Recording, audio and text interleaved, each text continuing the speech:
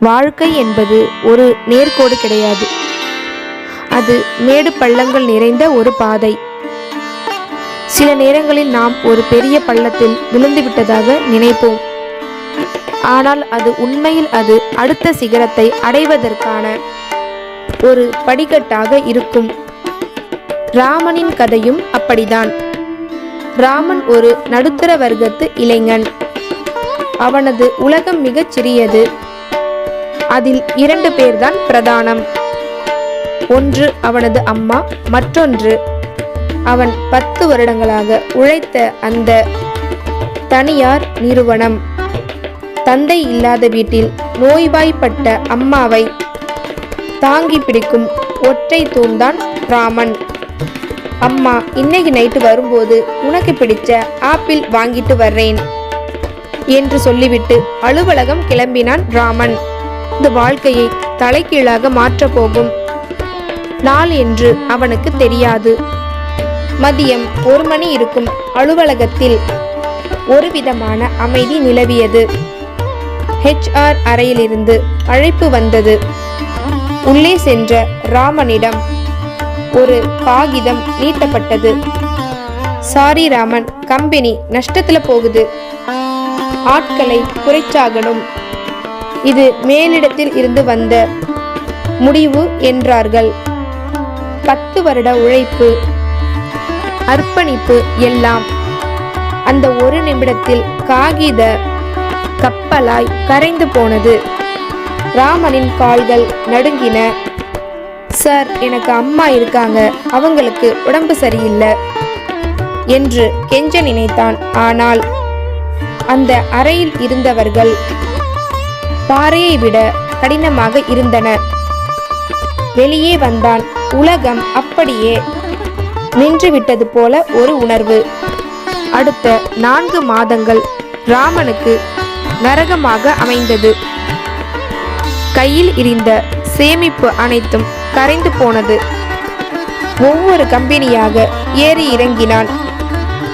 Experience இருக்கு, ஆனால் budget இல்லை என்றார்கள். சில இடங்களில் இப்போதைக்கு வேகன்சி இல்லை என்றார்கள். பல இடங்களில் அப்போது ஒரு நாள் இரவு, நிலவு கூட தெரியாத கருப்பான இரவு. அம்மா மெல்ல அவன் அருகே வந்து உட்கார்ந்தார். ராமனின் கைகளை பிடித்து கொண்டு, என்னால உனக்கு பாரமா இருக்கேன்னு நினைக்காதே கண்ணா, கடவுள் உன்னை கைவிட மாட்டார் என்றார். அந்த வார்த்தை ராமனை சுக்கு நூறாக உடைத்தது. தன் இயலாமையை நினைத்து அன்று இரவு தனியாக உட்கார்ந்து அழுதான். இனி நான் எதுக்கு வாழணும்? வேலையும் போச்சு, அம்மாவையும் காப்பாற்ற வழி இல்லை, எல்லாம் முடிஞ்சிச்சு என்று அவன் மனம் கூறியது. மறுநாள் காலையில் அம்மாவை மருத்துவமனைக்கு அழைத்து செல்ல பேருந்து நிறுத்தத்தில் நின்றிருந்தான் ராமன். கையில் பழைய ரெஸ்யூம் ஃபைல், முகத்தில் தாடி, கண்களில் ஒரு விதமான விரக்தி.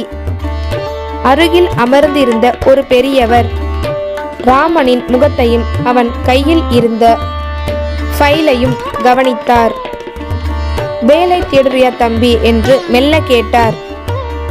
ராமன் வெறுமையுடன் ஆமாங்க என்று சுருக்கமாக பதில் சொன்னான். அந்த பெரியவர் ஃபைலை வாங்கி பார்த்தார். ராமன் இதை ஒரு சடங்காகத்தான் பார்த்தான். இவர் என்ன பெரிய கம்பெனி முதலாளியாக இருக்க போகிறார், ஏதோ கேட்கிறாரே என்று காட்டினான். பெரியவர் ஒரு காகிதத்தில் முகவரி ஒன்றை எழுதி கொடுத்தார். நாளைக்கு காலையில 10 மணிக்கு இந்த இடத்துக்கு வா என்று சொல்லிவிட்டு சென்றார். அடுத்த நாள் ராமன் அந்த முகவரிக்கு சென்றான். அது ஒரு சிறிய மென்பொருள் கம்பெனி. அங்கு சென்ற ராமனுக்கு அதிர்ச்சி.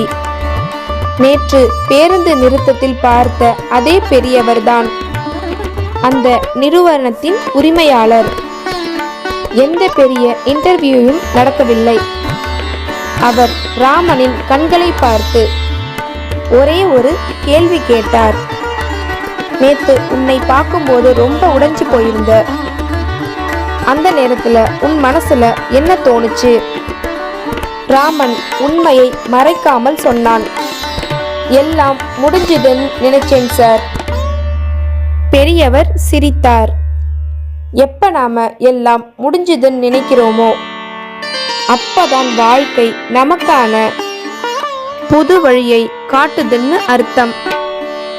உன் அனுபவத்திற்கு ஏத்த வேலை இது. நாளைக்கு ஜாயின் பண்ணு.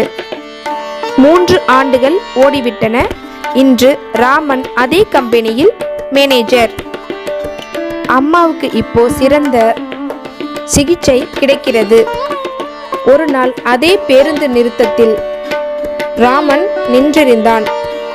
தூரத்தில் ஒரு இளைஞன் கையில் ஃபைலுடன் விரக்தியாக வந்து அமர்ந்தான். ராமன் மெல்ல அவன் அருகில் சென்று, தம்பி வேலை தேடுறீங்களா என்று கேட்டான்.